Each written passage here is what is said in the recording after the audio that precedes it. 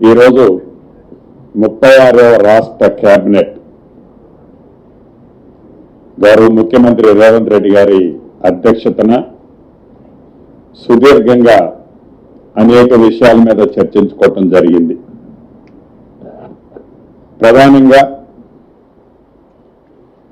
గత కొద్ది రోజుల నుంచి శాస్త్రజ్ఞులు ఏదైతే చెప్తున్నారో దేశవ్యాప్తంగా ఎల్నినో ప్రభావం ఉంటుందని, దానివల్ల రైతన్నలు అప్రమత్తంగా ఉండాలని రాష్ట్ర ప్రభుత్వాలకు సూచనలు ఇస్తూ రైతన్నలకు కూడా అనేక సందర్భాల్లో ఈ శాస్త్రవేత్తలు సూచనలు ఇచ్చిన సందర్భాలు కోకొల్లలున్నాయి. ముఖ్యంగా సౌత్ రాష్ట్రాల్లో ఈ ఎల్నినో ఎఫెక్ట్ ఎక్కువగా ఉంటుందనేది శాస్త్రజ్ఞుల యొక్క వారికి ఉన్న అపారమైన పరిజ్ఞానంతో వారు చెప్పినట్లే ఇప్పటి వరకు 30 నుంచి 35% కంటే పడాల్సిన దాంట్లో 100% అనుకుంటే ఈ జూలై 17వ తారీఖు నాటికి 30 నుంచి 35% దాటి ఏ జిల్లాలో కూడా వర్షం తెలంగాణ రాష్ట్రంలో లేదు. దీని మీద రాష్ట్ర కేబినెట్ ఆందోళన గురవటమే కాకుండా దీనికి ఏ రకమైన చర్యలు చేపట్టాలి, అది తాగునీరు కావచ్చు, విద్యుత్ విషయాల్లో కావచ్చు, పశువులకు సంబంధించిన అంశాలు కావచ్చు, అనేక అంశాలు ఈ వర్షాధారణ మీద ఆధారపడే అంశాలు ఏవైతే ఉన్నాయో, నీటితో లింకప్ ఉన్న అంశాలు ఏవైతే ఉన్నాయో వాటన్నిటి మీద క్షుణ్ణంగా సుదీర్ఘంగా రాష్ట్ర కేబినెట్ చర్చించి రేపు 20వ తారీఖు నాడు ఎవరైతే ఇన్ఛార్జి మంత్రులు ఉన్నారో ఆ ఉమ్మడి జిల్లాకి ఇన్ఛార్జి మంత్రులతో పాటు ఒక ప్రత్యేకమైన సీనియర్ ఐఏఎస్ అధికారిని నియమించి ఆ ఉమ్మడి జిల్లాకు సంబంధించిన ప్రజాప్రతినిధులు ఏ రాజకీయ పార్టీకి సంబంధించిన వారైనా ఆ జిల్లాలో ఉమ్మడి జిల్లాకు సంబంధించిన శాస్త్రవేత్తలు వ్యవసాయంలో అనుభవజ్ఞులు ఎవరైనా ఉంటే వారిని కూడా పిలుచుకొని ఆ జిల్లాకు సంబంధించిన భవిష్యత్తులో ఎలా నడుచుకుంటే బాగుంటుంది అనే దాని మీద ఒక నివేదికను తీసుకురావాలన్నది రాష్ట్ర కేబినెట్ లో మొదట నిర్ణయం తీసుకోవడం జరిగింది. సబ్సిక్వెంట్ గా ఏవైతే ఉమ్మడి 10 జిల్లాల నుంచి సేకరించిన ఈ వర్ష ప్రభావంతో నష్టం ఏదైతే జరుగుతుందో దీన్ని ఉమ్మడి 10 జిల్లాకు సంబంధించిన రిపోర్ట్స్ అన్ని గ్యాదర్ అయిన తర్వాత మళ్ళీ గౌరవ ముఖ్యమంత్రి గారు రేవంత్ రెడ్డి గారి సమక్షంలో దీనికి సంబంధించిన ఒక ప్రణాళికను తయారు చేసి తాగునీటి సమస్య టాప్ ప్రయారిటీ, పవర్కు సంబంధించిన టాప్ ప్రయారిటీ, విద్యుత్ కూడా ఎక్కడా అంతరాయం కలగకుండా ఉండే విధంగా ఎంత డబ్బైనా ఖర్చైనా పర్వాలేదు, విద్యుత్ ఎక్కడ అంతరాయం కలగకుండా ఉండే విధంగా చర్యలు చేపట్టాలని నిర్ణయం తీసుకోవడం జరిగింది.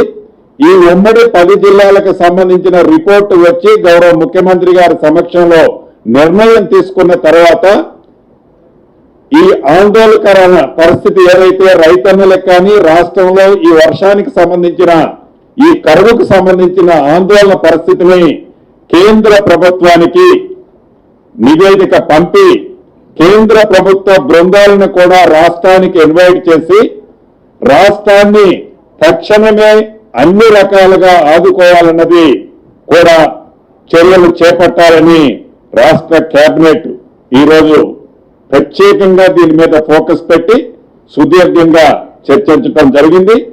రైతన్నులందరికీ కూడా రాష్ట్ర కేబినెట్ లో ఒక సందేశాన్ని ఇవ్వటం జరిగింది. ఇప్పటికే వ్యవసాయ శాఖ వారు ఏ జిల్లాలో ఏ పంటలు వేస్తే బాగుంటుంది అంటే ఇవాళ ఏదో చెరువులో కొద్దిగా నీరున్నాయని గబగబా వరిస్తే మళ్ళీ ఆ నీళ్ళైపోతే అది తాగునీటికి కూడా ఇబ్బంది వచ్చే పరిస్థితి ఉంది. అదే పరిస్థితుల్లో ఆ కొద్దిగా నీరైతే మళ్ళీ నీటి సౌలభ్యం లేని కారణంగా ఆ పంట కూడా ఎండిపోయే ప్రమాదం ఉంది.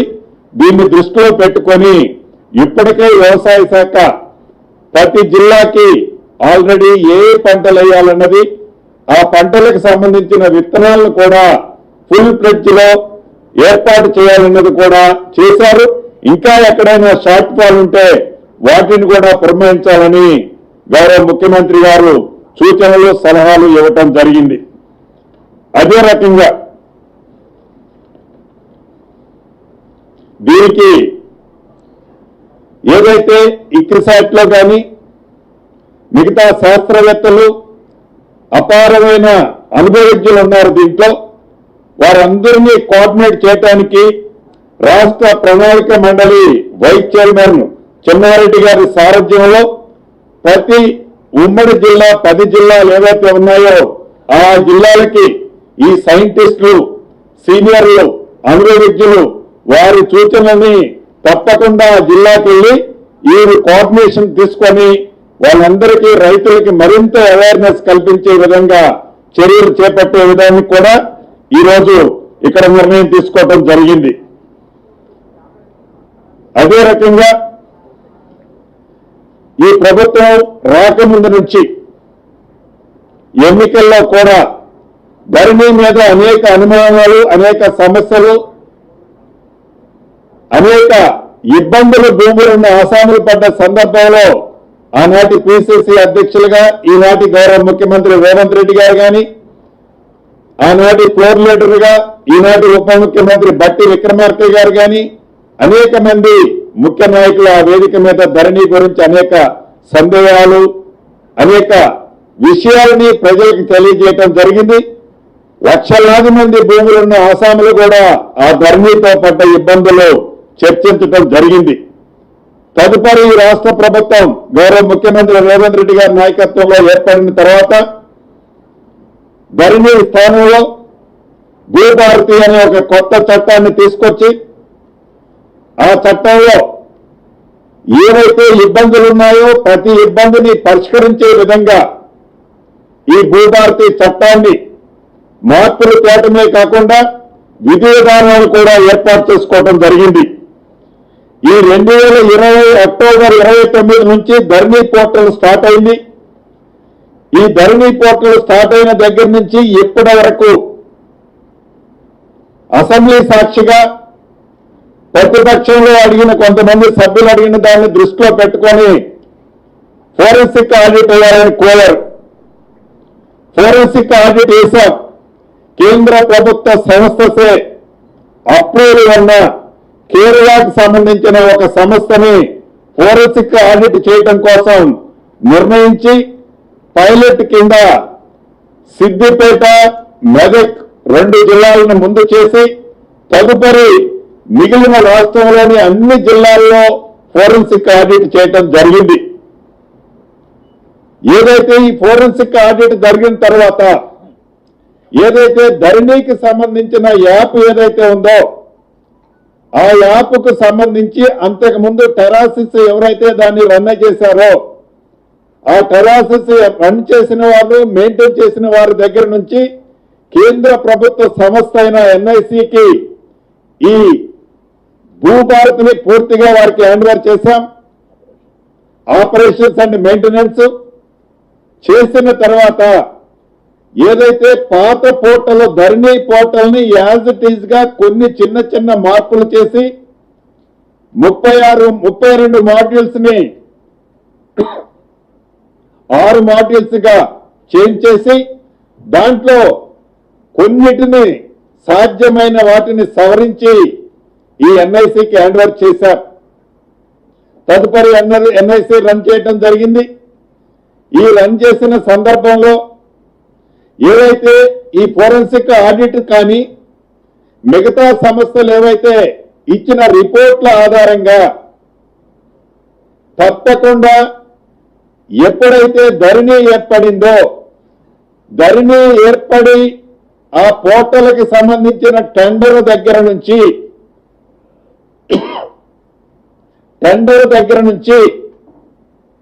ఇప్పటి భూభారత వరకు పూర్తి విచారణ చేయటం కోసం స్పెషల్ ఎంక్వైరీ టీం ఎస్ఈటిని స్పెషల్ ఎంక్వైరీ టీం ఎస్ఈటిని ఏర్పాటు చేయాలని రాష్ట్ర కేబినెట్ ఆమోదం తెలపడం జరిగింది. దీని ప్రధాన ఉద్దేశం ధరణి ఏర్పడిన దగ్గర నుంచి 2020 అక్టోబర్ 29 నుంచి ఇప్పటి భూభారత వరకు ధరణి పోర్టల్కి టెండర్ దగ్గర నుంచి లగాయించి ఏవైతే ప్రతిపక్ష పార్టీలు చెబుతున్నాయో ప్రొబిటెడ్ లిస్టులో లక్షలాది ఎకరాలు ప్రొబిటెడ్ చేసి ఆ ప్రొవిషన్ చేసిన వాటిని వారికి నచ్చిన వారికి రిలీజ్ చేస్తున్నారనే ఆరోపణలతో సహా ప్రతి అంశాన్ని క్షుణ్ణంగా ఏమేమి ఈ ధరణి పోర్టల్లో జరిగాయి, ధరణి పోర్టల్ని ఎన్ఐసికి హ్యాండ్ ఓవర్ చేసిన తర్వాత ఏం జరిగాయి, దీని బ్యాక్ ఎండ్ లో ఎవరెవరున్నారు, ఎక్కడెక్కడ ఏమేమి జరిగింది అనేది పూర్తి విచారణ కోసం ఎస్ఈటిని స్పెషల్ ఎంక్వైరీ టీంని ఏర్పాటు చేయటం జరిగింది. అదేవిధంగా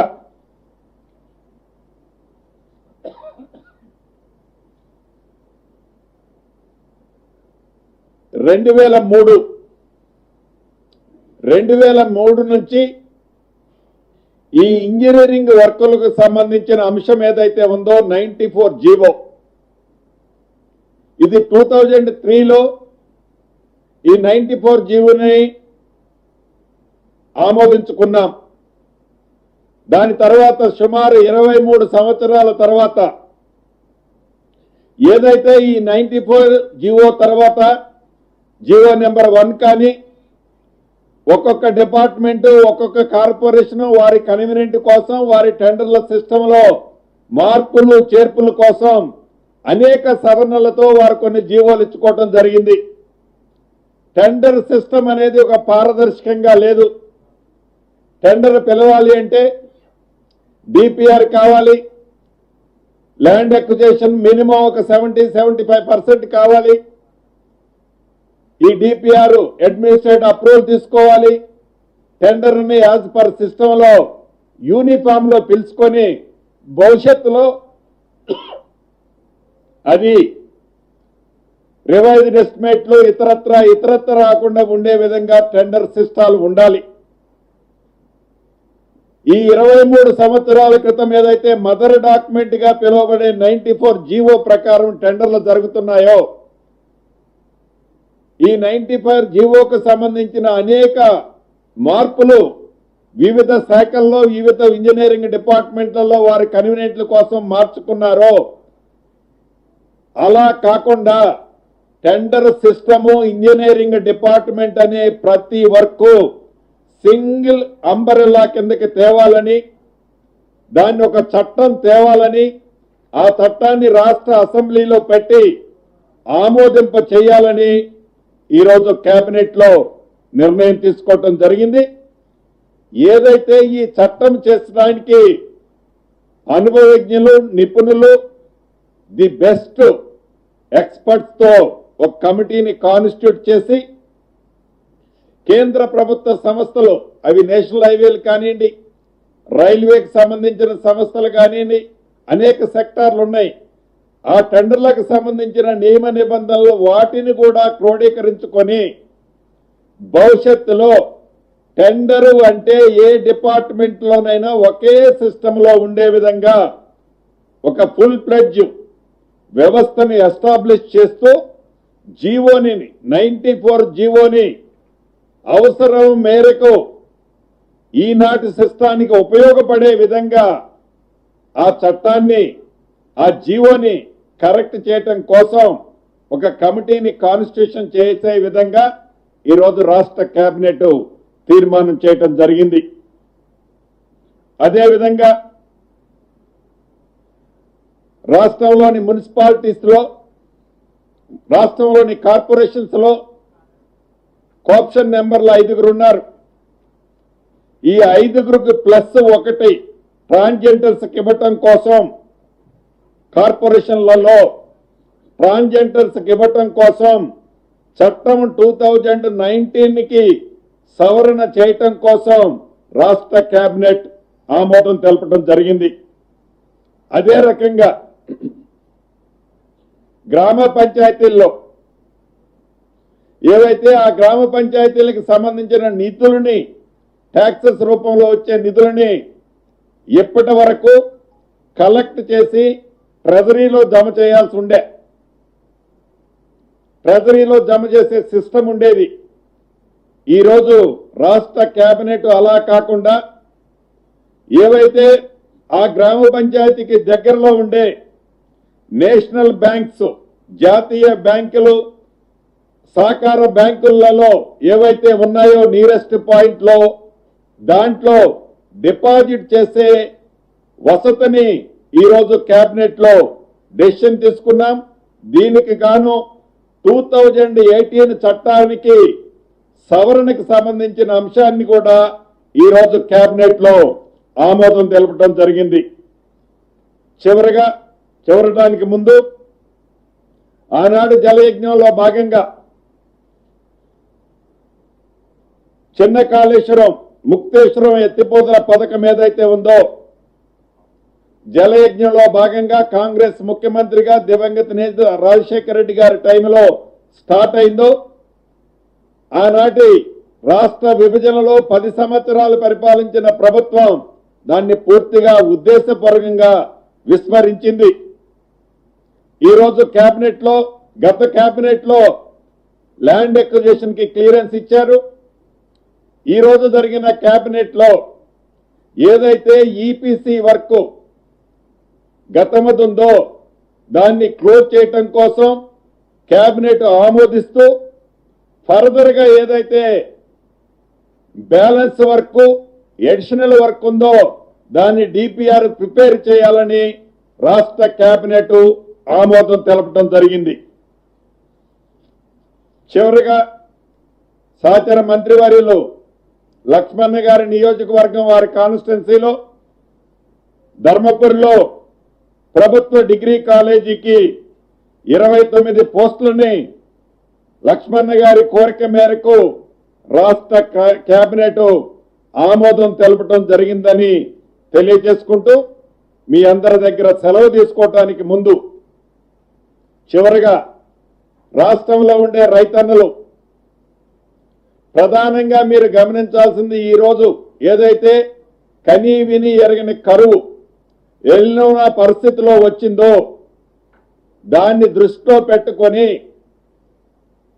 శాస్త్రజ్ఞులు చెప్పే విషయాన్ని కానీ, గౌరవ వ్యవసాయ శాఖ అధికారులు చెప్పే విషయాన్ని కానీ, వ్యవసాయ శాఖ ఉన్నతాధికారులు చెప్పే విషయాన్ని కానీ ఒక్కసారి పరిగణనలో తీసుకొని పంటలు వేయటానికి ముందు వాటర్ సోర్స్ ని చెక్ చేసుకొని నిర్ణయాలు తీసుకోవాలని కోరుకుంటూ కేబినెట్ తీసుకున్న నిర్ణయాన్ని మరొక్కసారి మీ అందరికీ రిపీట్ చేస్తూ సెలవు తీసుకుంటున్నాను.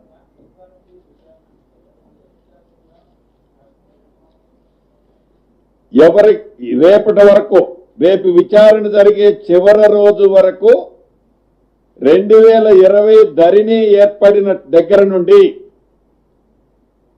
ఆ రోజు ఆ టెండర్ల సిస్టమ్ దగ్గర నుంచి, టెండర్ ఫ్లోట్ అయిన దగ్గర నుంచి ఈ రోజు వరకు ఉన్న ప్రతి అంశాన్ని క్షుణ్ణంగా పరిశీలించడం కోసం ఈ ఎస్సీటీని ఏర్పాటు చేయడం జరిగింది.